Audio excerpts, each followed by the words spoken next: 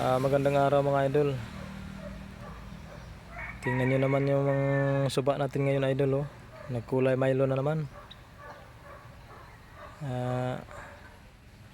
Siguro nag-operasyon na naman yung mining. Yun ang napakasama mga idol. Imbis na malinis yung tubig natin, ayan, nagkulay Milo na.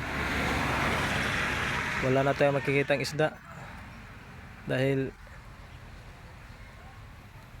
Milo ng kulay.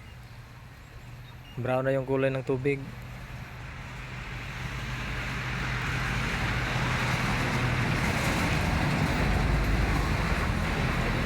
Ito talaga mga mining, talagang nakasira talaga ng kalikasan mga idol. Ayan, oh. Tag-init ngayon dito sa amin, pero ngayon tingnan nyo yung tubig, kulay Milo rin.